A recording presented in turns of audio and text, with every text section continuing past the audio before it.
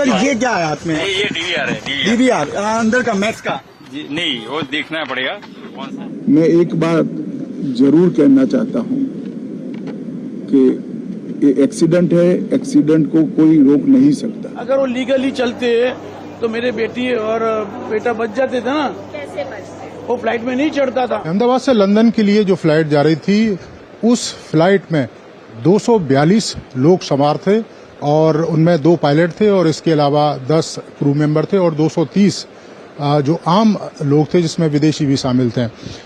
विश्वास कुमार इस समय हमारे साथ हैं। आपको बता दें कि विश्वास कुमार इकलौते ऐसे शख्स हैं जो उस हादसे में जिंदा बचे और ये एक तरीके से चमत्कार है, क्योंकि ऐसे चमत्कार बहुत ही कम देखने को मिलते हैं। प्रधानमंत्री यहाँ पर पहुंचे, विश्वास कुमार से उन्होंने बातचीत की, उनका हालचाल जाना। सर ने पूछा कि कैसे हुआ, तो मैंने उसके बारे में बताया और सब हालचाल पूछा सब। विश्वास, अगर हम जानना चाहें कि आप थोड़ा सा बता पाएं कि ये हादसा कैसे हुआ था, क्योंकि ये एक बड़ा चमत्कार है जिस तरीके से आप वहाँ से इकलौते ऐसे शख्स हैं जो जिंदा बचे। वो मेरे नज़रों के सब सामने हुआ था। मेरे खुद को भी बिलीव नहीं होता कि मैं कैसे उसमें से जिंदा बाहर निकला, क्योंकि थोड़ा टाइम लिए कि तो मेरे को लगा था कि मैं भी मरने वाला हूँ, लेकिन जब मेरी आँख खुल के मैं देखा ना तो मुझे लगा मैं जिंदा हूँ। तो मैंने ट्राई किया, जब मेरी सीट थे वो मेरी बेल्ट निकाला, मैंने वो ट्राई किया जहाँ से निकल सकता वहाँ से, तो मैं निकल गया वहाँ से। मेरे नज़रों के सामने एयर होस्टल और दूसरे आंटी अंकल सभी उसमें मेस हो गए थे सभी। अच्छा, थोड़ा सा बता पाएं, जब जैसे ही टेक ऑफ हुई फ्लाइट क्या हुआ था और अचानक से कैसे हादसा हुआ? टेक ऑफ के बाद 1 मिनट के अंदर ही जब टेक ऑफ हुआ ना तो सडनली 5-10 सेकंड कैसे लगा जैसे स्टक हो गया वो। बाद में से मेरे को लगा कि कुछ हुआ। बाद में प्लेन में लाइट ऑन हो गई, ग्रीन और वाइट। बाद में वो पता नहीं, वो प्लेन टेक ऑफ ज्यादा करने के लिए वो रेस तो बोलते हैं क्या, रेस दिया होगा ऐसा कुछ, और सीधा स्पीड में ही घुस गया जहाँ वो क्या था वो हॉस्टल था, एक हॉस्पिटल का। हाँ, हॉस्टल में। और सब सामने सब हुआ।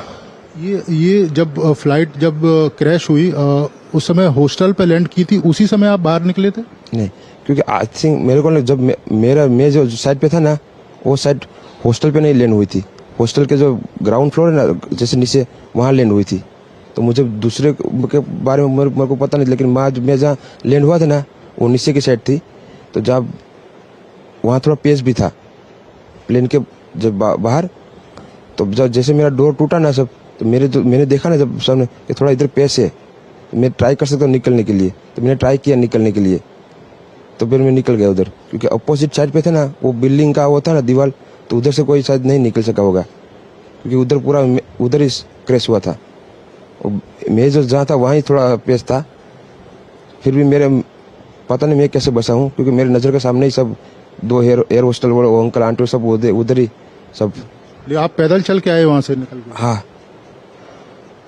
और थोड़ा जब आग लगी ना मेरा लेफ्ट हैंड भी जल गया थोड़ा। फिर एम्बुलेंस मेरे को उठा लेके इधर आया हॉस्पिटल में। अभी इलाज वगैरह कैसा हो रहा है? अभी कैसा फील कर रहे हैं आप? इलाज बहुत अच्छा है, यहाँ के लोग बहुत सपोर्टिंग है, बहुत अच्छा इलाज कर रहे हैं। कल एक्चुअली मैं वापस लंदन जा रही थी और मेरी फ़्लाइट का टाइम था 1:10 का, तो हमें पहुंचते थोड़ा 12:20 हो चुकी थी और 12:10 को एयर इंडिया वालों ने चेक इन और सब कुछ करना बंद कर दिया था।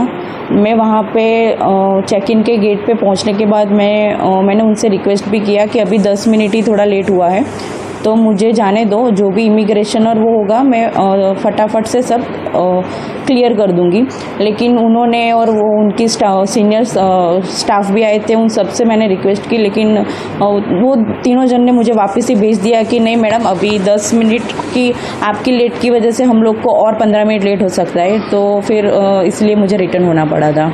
आपका लेट होने का कारण क्या था एयरपोर्ट पहुंचने? लेट होने का रीज़न तो यही था कि अहमदाबाद का थोड़ा ट्रैफिक, हम लोग ये सिटी एरिया में थोड़ा एंटर हो चुके थे, तो उस वजह से थोड़ा हमको लेट हुआ था।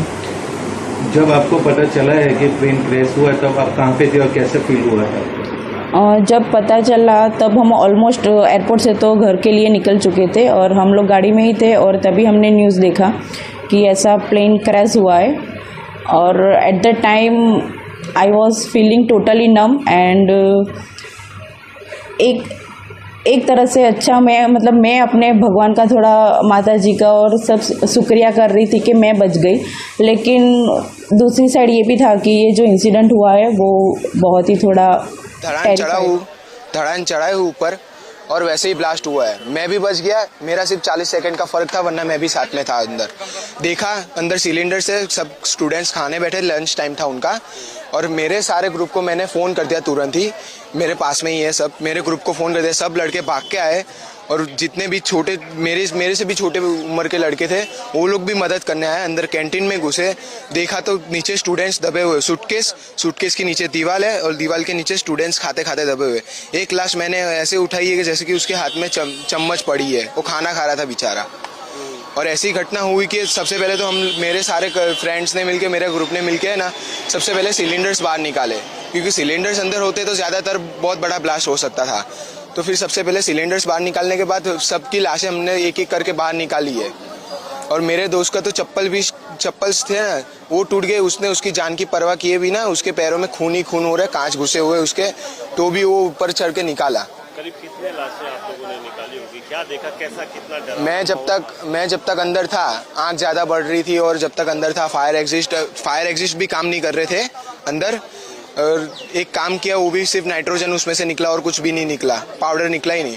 और आग ज़्यादा बढ़ रही थी तो हमने दरवाज़ा बंद किया और हमने करीब 10 या 15 जैसी लाशें निकाली हमने स्टूडेंट्सों की।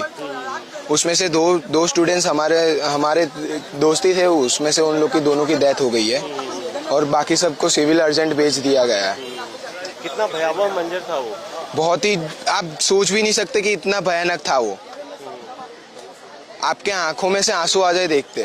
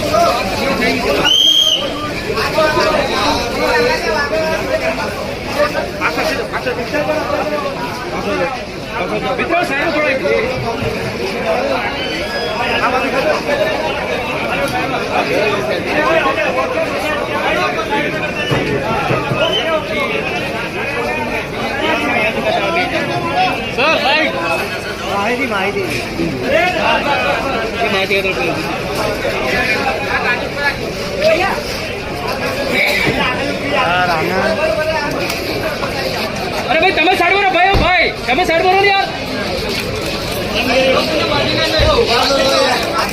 અરે આટા ફેરા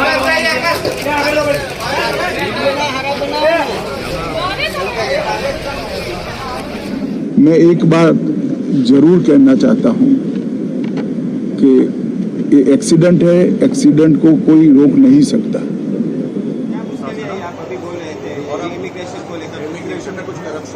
इमिग्रेशन में हमारे से 1000 पाउंड लिया, तब उन्होंने जाने दिया, तब तक फ्लाइट को रोक के रखा था। आखिरी बोर्डिंग हमारे तीनों पर्सन को करवाया उन्होंने। उनको रिक्वेस्ट किया कि जब ब्रिटिश पासपोर्ट है आप जाने दो, नहीं जाने दिया। फिर उन्होंने डिमांड किया 1000 पाउंड की। विड्रॉ करके कैश में दिए, नहीं होता, मेरी समझी ने दिए, ऑनलाइन दिए कि क्या दिए। आपका कौन था लड़की?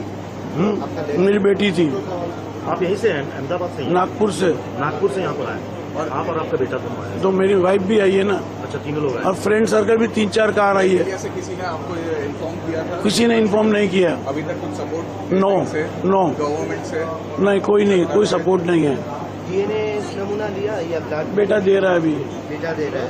क्यों मांगे थे पाउंड, 1000 पाउंड? वो बोल रहे थे कि तुम्हारा बेटा जो मतलब नाती बोलते, आप क्या बोलते मालूम नहीं, यानी बेटी का लड़का, वो ब्रॉन एंड बॉटअप मतलब बर्थ यहाँ नागपुर में हुआ, तो उसको ब्रिटिश पासपोर्ट मिला। ब्रिटिश, वो बोलते तुम्हारा इसके लिए कोई लेटर चाहिए, ये चाहिए, वो चाहिए। जब ब्रिटिश पासपोर्ट है तो लेटर क्यों चाहिए?